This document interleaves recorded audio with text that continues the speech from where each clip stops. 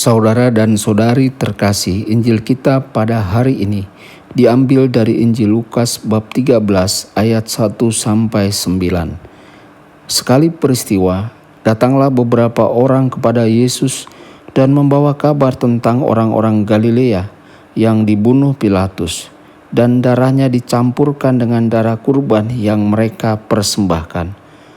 Maka berkatalah Yesus kepada mereka, "Sangkamu orang-orang Galilea itu lebih besar dosanya daripada dosa semua orang Galilea yang lain, karena mereka mengalami nasib demikian? Tidak, kataku kepadamu. Tetapi jikalau kamu tidak bertobat, kamu semua pun akan binasa dengan cara demikian.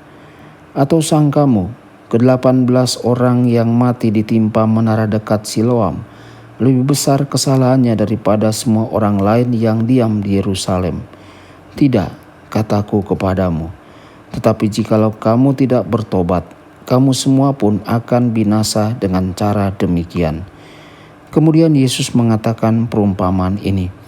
Ada seorang mempunyai sebatang pohon ara yang tumbuh di kebun anggurnya. Ia datang mencari buah pada pohon itu, tetapi tidak menemukannya.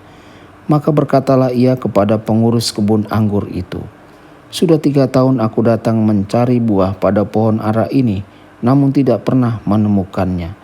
Sebab itu tebanglah pohon ini. Untuk apa pohon ini hidup di tanah ini dengan percuma?"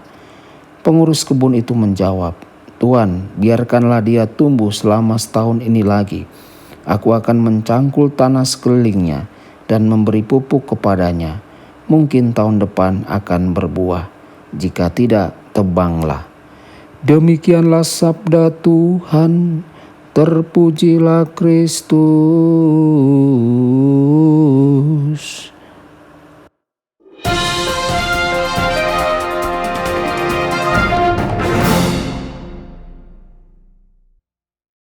Saudara dan saudari terkasih dimanapun Anda berada, jumpa lagi dengan saya Romo Tedens dalam saluran Warta Kabar Sukacita.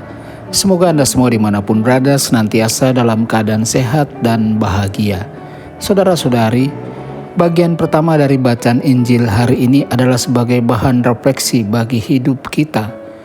Penginjil Lukas menulis tentang orang Galilea yang dibunuh Pilatus dan darahnya dicampur dengan darah korban yang dipersembahkan. Lalu Yesus berkata, "Menurutmu apakah orang Galilea yang terbunuh ini dosanya lebih besar daripada orang Galilea lainnya?" Saudara-saudari, poin yang Yesus coba sampaikan kepada mereka adalah jika mereka tidak bertobat, mereka akan binasa. Saudara-saudari, Yesus kemudian menyampaikan kepada mereka perumpamaan lain. Yesus berkata, "Ada seseorang yang menanam pohon ara di kebunnya. Ketika orang itu datang untuk memetik buahnya, pohon itu belum menghasilkan buah apapun. Orang itu segera pergi ke tukang kebunnya dan menyampaikan kepada dia, 'Selama 3 tahun terakhir saya datang untuk memetik buah pohon ara ini, dan selama 3 tahun terakhir pohon ini tidak menghasilkan buah. Saya ingin engkau menebang pohon itu sekarang.' Tukang kebun itu berkata, 'Tuan, saya meminta engkau untuk memberikan kesempatan pohon itu 1 tahun lagi. Saya akan memupuknya dan mengolah tanah di sekitarnya.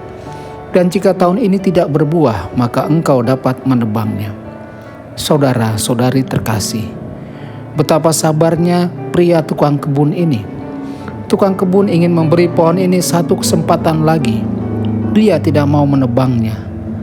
Jarang ada orang yang memiliki taman yang sempurna. Tukang kebun belajar untuk membiarkan alam mengambil jalannya dan tidak campur tangan saat itu adalah tepat. Tukang kebun ini bertekad untuk mencoba beberapa strategi lain sebelum mencabut tanaman itu. Saudara-saudari, Injil kali ini memberikan gambaran yang indah tentang Tuhan. Tuhan adalah tukang kebun yang penuh harapan dan sabar. Tuhan tidak akan langsung membuang kita jika kita tidak menghasilkan buah. Tukang kebun kita adalah Tuhan akan menyuburkan kita, memelihara kita, dan mencabut rumput liar yang tumbuh di dalam dan di sekitar kita. Namun kita harus membiarkan Tuhan menjadi tukang kebun kita. Pertanyaan bagi kita adalah, apakah kita akan membawa lalang kita kepada Tuhan dan meminta Dia untuk membantu kita mencabut lalang dari hati kita? Jika kita meminta Tuhan untuk melakukannya, Tuhan akan memberikan dan menganugerahkan kita saat kita bekerja sama dengan Tuhan untuk mencabut rumput liar dari kehidupan kita. Mudah-mudahan seiring waktu, gulma secara bertahap akan hilang dari kehidupan kita. Kita haruslah mempercayai Tuhan. Kita manusia biasanya menginginkan jawaban instan dan solusi instan. Namun gulma kita mungkin berakar dalam dan mungkin perlu waktu untuk mencabut sepenuhnya. Saudara-saudari, akankah kita mempercayai Tuhan, tukang kebun kita? Akankah kita berusaha bersabar dengan prosesnya? Hari ini saya mengundang Anda untuk bertanya pada diri sendiri, apa gulma yang ingin saya cabut dari hati dan hidup saya? Bawalah keinginan Anda kepada Tuhan dan letakkan di tangan Tuhan. Tuhan dapat dipercaya. Tuhan tidak akan mengecewakan Anda. Sementara itu, percayalah dan bersabarlah. Tuhan Yesus memberkati dan menyertai Anda semua.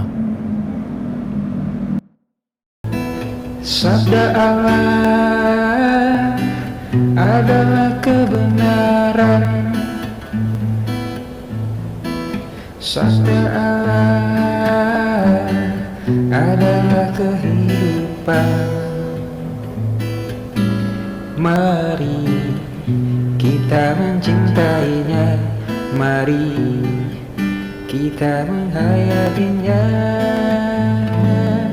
Ya Tuhan yang ku muliakan, sabdamu